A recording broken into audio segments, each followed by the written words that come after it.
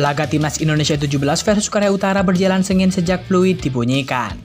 Komentar mengejutkan pelatih Korea Utara U17 usai menghadapi Timnas Indonesia U17. Madampang akui Timnas Indonesia sudah level Asia, bukan lagi level ASEAN. Duel seru Mitch Hilgers dan Iliano Renders jadi sorotan di Belanda. AFC tiba-tiba puji habis-habisan Timnas Indonesia U17. Inter Milan semakin kuat dikabarkan bakal boyong Kapten Timnas Indonesia Zahid Zez. Simak informasi selengkapnya sebagai berikut.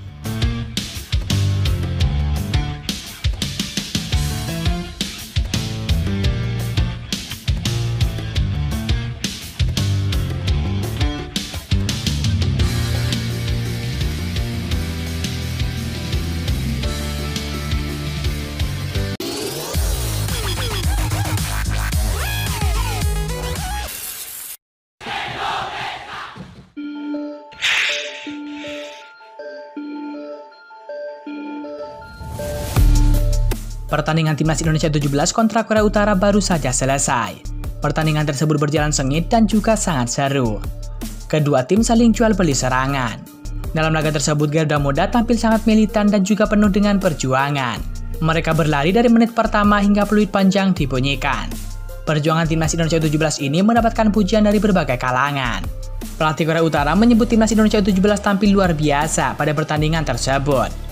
Ia menilai skuad Garuda Muda bermain sangat rapi dan juga kompak. Serangan Garuda Muda juga dianggap sangat berbahaya dan juga mematikan. Pelatih Korea Utara bahkan memprediksi masa depan Timnas Indonesia akan cerah di masa depan. Timnas Indonesia U17 bermain sangat baik. Mereka bertahan dengan baik dan menyerang dengan baik pula. Saya takjub dengan kualitas mereka yang sekarang. Masa depan Indonesia cerah di masa depan, kata pelatih Korea Utara. Babak perempat final Piala Asia U17 2025 antara Timnas Indonesia U17 versus Korea Utara berlangsung di Stadion King Abdullah Sport City Stadium. Usai pertandingan, pelatih Korea Utara yakni Oh Tae-sung juga menyoroti terkait lini pertahanan tim asuhannya. Ia menyebut akan terus mengevaluasi timnya. Terlebih Korea Utara juga akan tampil di Piala Dunia U17 2025 yang berlangsung di Qatar.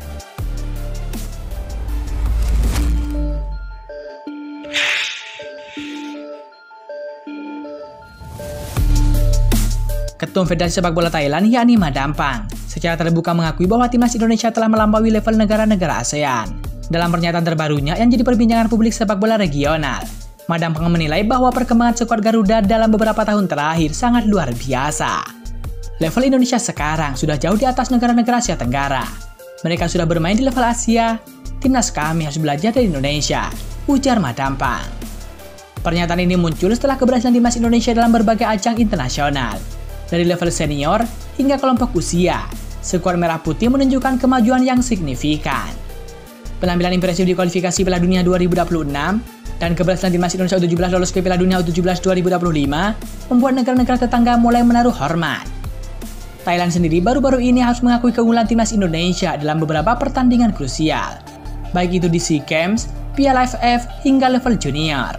Dalam beberapa kesempatan, tim Thailand bahkan gagal menembus babak final akibat kekalahan dari skuad Garuda. Transformasi Timnas Indonesia terjadi berkat kombinasi pelatih internasional, pemain naturalisasi berkualitas, dan fondasi kuat dari kompetisi dalam negeri. Berkat hal ini, media Thailand mengakui keunggulan Timnas Indonesia dibandingkan dengan negaranya tersebut. Saat ini, Indonesia menjadi salah satu tim yang bisa bersaing dengan negara-negara seperti Jepang, Korea Selatan, hingga Arab Saudi. Tulis salah satu kolumnis olahraga dari Bangkok Post.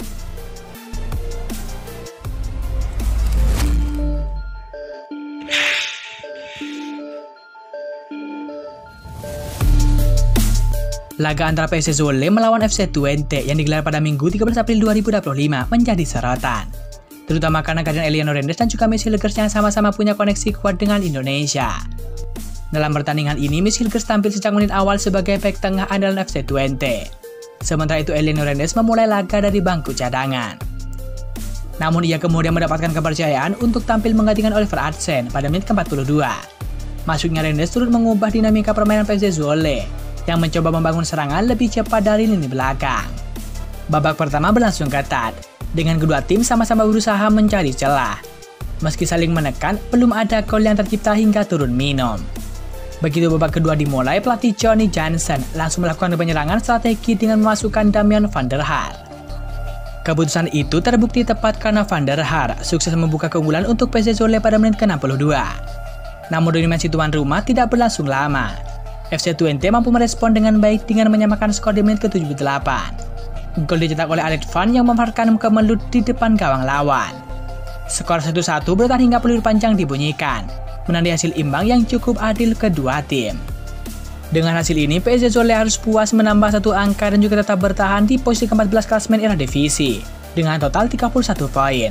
Mereka masih tertinggal 1 poin dari FC Groningen yang menghuni posisi ke-13. Sementara itu FC Twente tetap berada di peringkat ke-5 dengan koleksi poin yang menjaga jarak 2 angka dari AZ Alkmaar yang posisi ke-6. Jika melihat persaingan di papan atas Eredivisie, FC Twente masih memiliki peluang untuk masuk zona 4 besar meskipun tertinggal 8 angka dari FC Utrecht yang saat ini menempati peringkat ke-4. Dengan siap pertandingan yang ada, konsistensi menjadi kunci bagi Twente untuk mengejar target tersebut. Kehadiran Mads Hilger dan juga Elen Rendes dalam laga ini kembali menunjukkan eksistensi pemain keturunan Indonesia di kompetisi Eropa. Namun nama mereka sudah menjadi bagian dari perbincangan hangat publik sepak bola tanah air. Apalagi PSSI tengah aktif memantau para pemain diaspora sebagai opsi menambah kekuatan timnas Indonesia.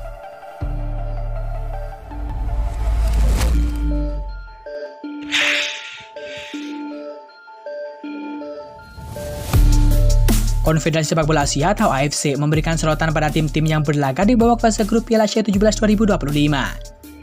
Total ada 24 pertandingan yang digelar sejak 3 April 2025.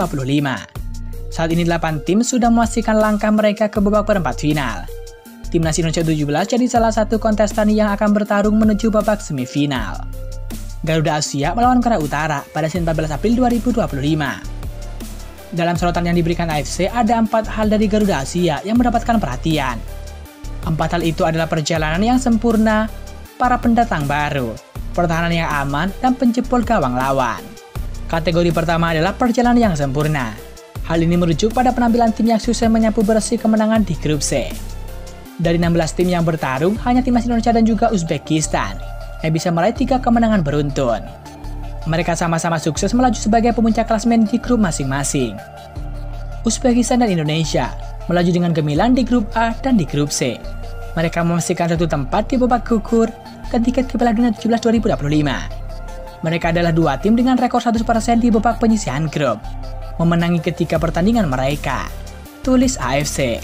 Selanjutnya, dari 8 tim yang lolos ke babak perempat final, hanya Indonesia, Uni Emirat Arab, dan juga Tajikistan yang masuk dalam kategori pendatang baru ataupun belum pernah meraih gelar juara. 3 tim ini akan bersaing dengan 5 tim yang sudah cukup berpengalaman di Piala Asia 17. Tentunya persaingan akan semakin sengit karena kali ini tim-tim kuat akan saling bertarung. Dari 8 perempat finalis, hanya 3 tim yang belum pernah mengangkat trofi yang didambakan, yaitu Indonesia, Uni Emirat Arab, dan juga Tajikistan. Sementara 5 mantan juara, Uzbekistan, Arab Saudi, Jepang, Korea Selatan, dan juga Korea Utara ingin menambah kesuksesan mereka sebelumnya. Lanjut laporan AFC. Soal pertahanan yang kuat, ada 2 kiper yang tampil solid selama turnamen, yakni Park Do-hoon dan juga Dava Fasha.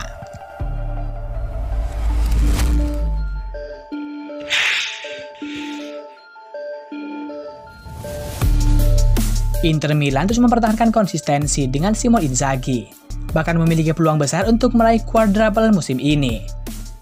Inter Milan berencana untuk mendatangkan Kobbie Mainoo dan juga Arda Güler untuk mempertahankan performa mereka, termasuk juga Jai Izes. Ya, Inter Milan dilaporkan sangat tertarik untuk mendatangkan kapten timnas Indonesia itu.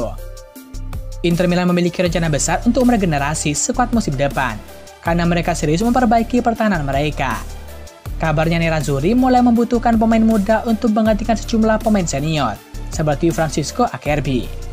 Untuk mempertahankan kekuatan lini pertahanan yang kokoh, skuad biru hitam membutuhkan seorang pengganti. Menurut legenda Bayern Munchen, Inter Milan memiliki pertahanan yang hebat dan juga layak mendapatkan nilai A. Tim Anda harus mendapat menembus pertahanan Inter jika tim Anda performanya sangat bagus.